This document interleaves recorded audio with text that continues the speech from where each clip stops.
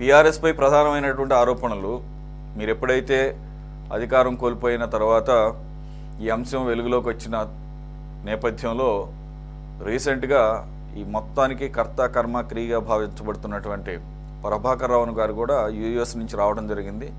4th or 5th time ఈ been in front of SIT.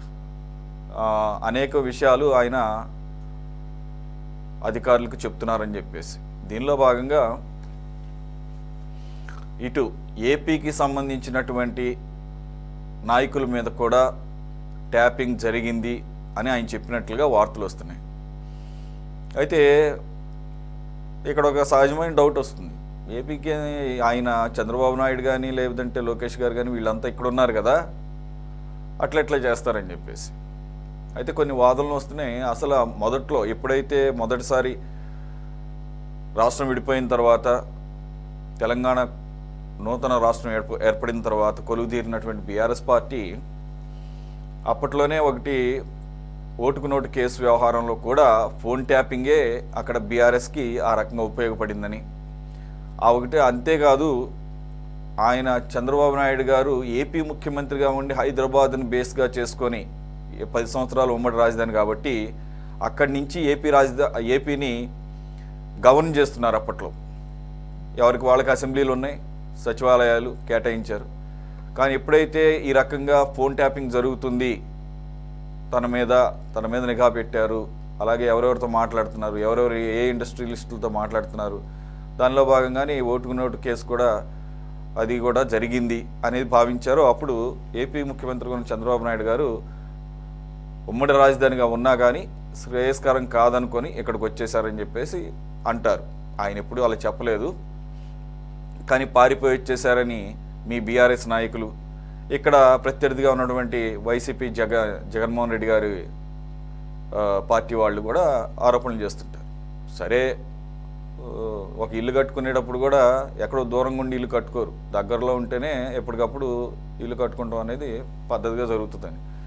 అదే తరహాలో ఆయన అమరావతి రాజధానిగా డిక్లేర్ చేసుకొని రాజధాని నిర్మాణానికి ఇంకోటి ఏపీలో ఉండి 10 సంవత్సరాల తర్వాత ఇక్కడికి రావాల్సిందే కదా. సరే, ఇదంతా ఎందుకు చెప్తున్నానంటే అప్పట్లోనే కొన్ని ఆధారాలు బయటపెట్టు స్వయంగా అప్పటి హోంమంత్రిగా ఉన్నటువంటి నాయన నరసింహారెడ్డి గారు కూడా ఇండైరెక్ట్గా ఒప్పుకున్నారు. మరి తెలిసి ఒప్పుకున్నారో, అది నేరపూరితమైనటువంటి వ్యవహారం అని తెలిసి ఆ వ్యాఖ్యలు చేశారో లేదో అప్పట్లో అది పెద్ద సంచలనం. చంద్రబాబు నాయుడు గారు సంబంధించినటువంటి ఆయన ప్రతి కదలిక మాకు తెలుస్తుంది, మాకు తెలుసు, ఆయన ఏం మాట్లాడుతున్నారో ఎవరితో మాట్లాడుతున్నారో అప్పట్లో ఆయన అన్నాడు. అదొక అంశం. అయితే ఇప్పుడు తర్వాత కూడా ఇప్పటికీ ఏపీకి సంబంధించినటువంటి అన్ని పార్టీల నాయకులకి హైదరాబాద్తో అవినాభావ సంబంధం ఉంది, వీకెండ్స్కి వస్తుంటారు.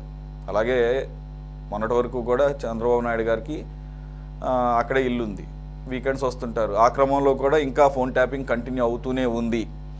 ఈ క్రమంలో 2018 తర్వాత మరోసారి అధికారం చేపట్టినటువంటి బీఆర్ఎస్ పార్టీ అప్పట్లో ఎన్నికల్లో పోటీ చేశారు కాబట్టి రిటర్న్ గిఫ్ట్ ఇస్తాను చంద్రబాబు నాయుడుకి అని చెప్పేసి ఆ తర్వాత జగన్మోహన్ రెడ్డి అధికారంలోకి రావడానికి తనకి తోచిన రీతిలో సహాయపడి ఈ రకంగా వచ్చిన తర్వాత కూడా ఫోన్ కంటిన్యూస్గా ట్యాపులు జరుగుతున్నాయి.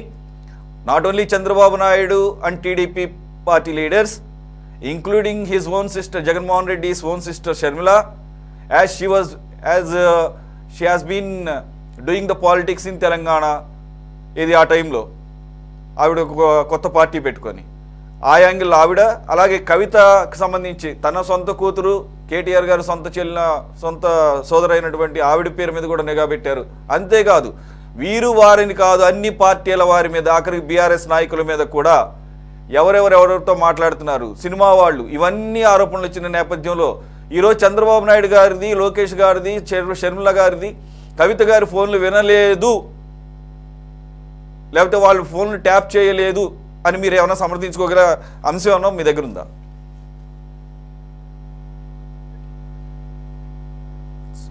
మొట్టమొదట 24/7 వీక్షకులకు, మీకు అక్కడ ఉన్నటువంటి లక్ష్మణ్ గారికి, ఇంకొక సోదరునికి అందరికి కూడా నమస్తే. అయితే ఇవన్నీ కూడా రాజకీయాలలో ఏంటంటే అధికారం కోల్పోయిన తర్వాత అన్ని రకాల ఆరోపణలు వస్తాయి. దాన్ని మనము ఆరోపణలను ఎదుర్కోవాలి, ఆ ఆరోపణలలో మన ప్రమేయం లేదనో, లేకపోతే మనం వాటికి బాధ్యులం కాదనో, లేకపోతే ఆ తరహా ఆలోచన మనం చేయలేదనో, మనకు సంబంధం లేదనో నిరూపణ చేసుకోవడానికి ఈ ప్రభుత్వం, అంటే అధికార బదలాయింపు తర్వాత ఏర్పడినటువంటి నూతన కాంగ్రెస్ ప్రభుత్వం, ప్రతిపక్షంలో సహజంగా అధికారంలో ఉన్న పార్టీ ప్రతిపక్షాలను ఇబ్బంది పెట్టడం, ఇరుకున పెట్టడం, అధికారం ఉన్నప్పుడు కాస్త వెసులుబాటు ఎక్కువ ఉంటది కాబట్టి అప్పుడు అధికారంలో ఉన్నటువంటి వ్యక్తులు చేసినటువంటి చర్యలకు ప్రతీకారం తీర్చుకోవడం కానీ ఇవన్నీ సహజంగా రాజకీయాల్లో ఉంటాయి. కాబట్టి ఫోన్ ట్యాపింగ్ వ్యవహారంలో రోజుకొక కొత్త మలుపు, రోజుకొక కొత్త పేరు, రోజుకొక కొత్త వ్యక్తి పేరు, రోజుకొక వ్యక్తి పేరు. మీరు అంటుండ్రు ఇప్పుడు. అందులో నేను చంద్రబాబు నాయుడు గారి పేరు తీసినా, లేకపోతే లోకేష్ గారి పేరు తీసినా, షర్మిల గారి పేరు తీసినా, కానీ చివరికి మీరు కవిత గారి పేరు కూడా అందులో ఉందన్నారు. కాబట్టి కాదేది ఆరోపణకు అనర్హం, అందరూ అర్హులే ఆరోపణలకు అనే విధంగా రాజకీయాలలో చేస్తూ ఉంటారు. దాన్ని ఈరోజు ఒక్క టెలిఫోన్ ట్యాపింగే కాదు, ఫార్ములా ఈ రేస్ పేరిట విచారణలు, కాళేశ్వరం పేరిట, సో ఇవన్నీ విచారణలు జరుగుతున్నాయి. కాబట్టి రాజ్యాంగాన్ని రాజ్యాంగ సంస్థలను గౌరవించేటువంటి వ్యక్తులుగా, వాటిని ప్రధాన వ్యక్తులుగా, వాటిని గౌరవించే ప్రధాన వ్యక్తులుగా, వాటి పట్ల బాధ్యతగా వ్యవహరించే వ్యక్తులుగా ఆరోపణలు ఎదుర్కొంటున్న సమయంలో మనం ఆరోపణల నుంచి దూరంగా వెళ్ళిపోకుండా బాధ్యతగా సంస్థలకు సహకరించడము, వారి విచారణను ఎదుర్కోవడము, మనము మన సచ్చీలతను నిరూపించుకోవడము ఇవి అవసరం. కాబట్టి ఇది ఈరోజు ఇందులో ఎవరు మినహాయింపు లేదు. మీరు సోనియా గాంధీ గారి దగ్గర నుంచి తీసుకుంటే అందరు కూడా ఏదో ఒక రకమైనటువంటి రాజకీయ నాయకులు ఓటుకు నోటు కేసులో ఆ రోజు ప్రతిపక్ష హోదాలో ఉన్నటువంటి రేవంత్ రెడ్డి గారు కూడా ఆయన నేరుగా డబ్బుతోనే దొరికిపోయారు. ఇంకా ఆయన కూడా ముద్దాయిగానే ఉన్నారు, ఆయన కూడా ఎదుర్కొంటున్నారు. కాబట్టి ఇవన్నీ ఎదుర్కొని తీరాల్సిందే. మన సచ్చీలతను రుజువర్తన చేసుకోవాల్సిందే. కాబట్టి ఇవన్నీ రాజకీయాలలో సహజం అంట. నేను ఈ ఆరోపణలే, ఇవన్నీ ఆరోపణలు ఉన్నంత కాలం ముద్దాయిలుగా మిగిలిపోవాల్సిందే. అయితే ఈ మధ్య కాలంలో ఏంటంటే నిజంగా ఎవరైనా ఒకే తప్పును 100 సార్లు 1000 సార్లు పదే ఉచ్చరిస్తుంటే ఒకే మాటను ఒక తప్పు కూడా ఒప్పయ్యే అవకాశం ఉంది. చూద్దాం. మేము ఈ ఆరోపణలన్నీ ఎదుర్కొంటున్నాం. ఇప్పటికే దానికి సంబంధించినటువంటి ఇంటర్పోల్ సహకారంతో ప్రభాకర్ రావు గారిని కూడా తీసుకొచ్చారు. ప్రభాకర్ రావు గారు కూడా రెగ్యులర్ గా విచారణకు ఎదుర్కొంటున్నారు. ఈ రోజు నాకు సమాచారం ఉంది, మీకు కూడా ఉందనుకుంటా, 5గురిని ఒకేసారి, రాధాకిషన్ రావు గారిని, ప్రణీత్ రావును, శ్రవణ్ రావును, తిరుపతి అన్నను, భుజంగరావును అందరిని కలిపి ఒకేసారి విచారించేటువంటి ప్రయత్నం కూడా ప్రత్యేక విచారణ బృందం చేపడుతుంది. కాబట్టి నిజ నిర్ధారణ జరుగుతుంది, వాస్తవాలు వెలికి తీస్తారు. ప్రభుత్వం మన అనుకూల ప్రభుత్వం లేదు, ప్రతికూల ప్రభుత్వమే ఉంది. ఆంధ్రప్రదేశ్ లో కూడా ఇప్పుడున్న ప్రభుత్వంతో కలిసి, అంటే దగ్గరగా, వాళ్ళు గతంలో గురు శిష్యుల, సహచరుల, మిత్రుల కలిసి పనిచేసిన వ్యక్తులు, అనుబంధంతో కలిసే పనిచేస్తారు. గడిచిన ప్రభుత్వంతో ఈ రాష్ట్ర ప్రభుత్వం కూడా కృష్ణా నీటి వాటా మినహాయిస్తే అనేక సందర్భాలలో మనం కూడా కలిసిపోయే పనిచేస్తాం. కాబట్టి వాస్తవాలు రాబోయే రోజులలో ప్రజల ముందుకు వస్తాయి. శ్రీనివాస్ గారు ప్రభుత్వాలుగా ఇటు తెలుగు రాష్ట్రాలే కాదు, ఈ భారతదేశంలో ఉన్న అన్ని రాష్ట్రాలు తమ పొరుగు రాష్ట్రాలతో అలాగే వ్యవహరిస్తాయి. That is the sportive spirit we expect. That's nothing to do. అయితే when it comes to politics, మేమేం మర్చిపోలేదు సార్. బీఆర్ఎస్ జగన్మోహన్ రెడ్డి గారు గెలవాలని, అధికారంలోకి రావాలని కోరుకున్నటువంటి మాట వాస్తవం. జగన్మోహన్ రెడ్డి గారి పట్ల ఒక ప్రత్యేకమైనటువంటి అభిమానాన్ని ప్రదర్శించిన మాట వాస్తవం, టైమ్ అండ్ అగైన్. అలాగే సెకండ్ టైం కూడా 2024లో కూడా అయితే ఒక నిమిషం సార్, లెట్ మీ కంప్లీట్. అదే నేనే తప్పు, అది నేనే తప్పు పట్టడం లేదు, అదేమి ఇదేంటి ఆపేక్షణీయం కూడా కాదు. నేనేమంటున్నానంటే 2024లో మరోసారి జగన్మోహన్ రెడ్డి గారే వస్తారు అని గంటా బజాయించి కేసీఆర్ గారు మాట్లాడటం మాకు గుర్తుంది. అలాగే రీసెంట్గా కవిత గారు జగన్ 2.0 అసలు తలుచుకుంటేనే అసలు గూస్ బంప్స్ వస్తున్నాయి, how it is going to be అని.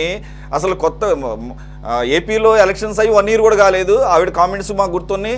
అలాగే కేటీఆర్ గారు జగన్మోహన్ రెడ్డి గారి పట్ల అనేక సందర్భాల్లో మీరు ఎవరి పట్లైనా చూపించవచ్చు. బట్ యాజ్ ఏపీ ఒక పొరుగు రాష్ట్రం యొక్క రాజకీయ నాయకుల యొక్క దాంట్లోకి అసలు మామూలుగానే phone tapping is a big crime.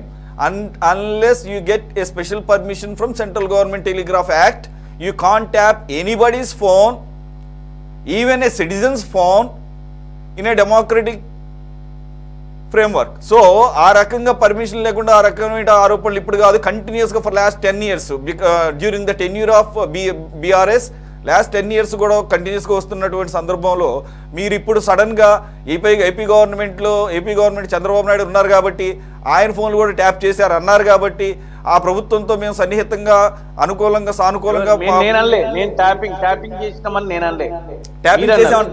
Tapping చేసామంటలేదు నేను అన్నారని అంటలా. నేనేమన్నానంటే వాళ్ళతో సఖ్యతగా ఉంటూ ఈ సమస్య మీద ఒక సానుకూలమైనటువంటి వాతావరణం వచ్చేటట్టు ఇవన్నీ ఆరోపణలు అండి, ఇవన్నీ ఆరోపణలే, ఇవన్నీ నడుస్తూనే ఉంటాయి. రాజకీయాలలో ఆరోపణలు చేస్తూనే ఉంటారు. 100 కోట్లు కాళేశ్వరం ఖర్చు చేసిందే 94,000 కోట్లు, 100 కోట్ల దాంట్లో 100 కోట్లు కరప్షన్ జరిగింది అన్నారు. ఇవన్నీ నడుస్తుంటాయి. వీటి గురించి పెద్దగా ఇప్పుడు ఏ రోజు ఎంత మంచి జరిగినా కూడా దాంట్లో తప్పులు వెతికే ప్రయత్నం చేయడానికి ప్రతిపక్షం ఉంటది, ప్రభుత్వం తన పని తను చేసుకొని పోతా ఉంటది. వీటి గురించి పెద్దగా నేను వాటి గురించి ఆలోచించాల్సిన అవసరం లేదు. ప్రభుత్వాలు మారుతున్నప్పుడల్లా ఇవన్నీ జరుగుతూనే ఉంటాయి. ఇప్పుడు చంద్రబాబు నాయుడు గారు మొదటి 5 సంవత్సరాలు ఉన్నారు. అధికారంలో ఉన్న వ్యక్తికి టెలిఫోన్ ట్యాపింగ్ మేం చేయగలిగినప్పుడు మరి ఆయన టెలిఫోన్ ట్యాపింగ్ చేయలేకపోయినరా? అంటే కూడా వ్యవస్థ ఉంది కదా, అందరికీ ఆ రకమైనటువంటి ఆలోచన ధోరణి ఉండాలని అనుకోవడం ఏమంటే ఇప్పుడు నిజాలు కొంచెం లేట్ గా తెలుస్తాయి, అంతవరకు ఓపిక పట్టాలి కానీ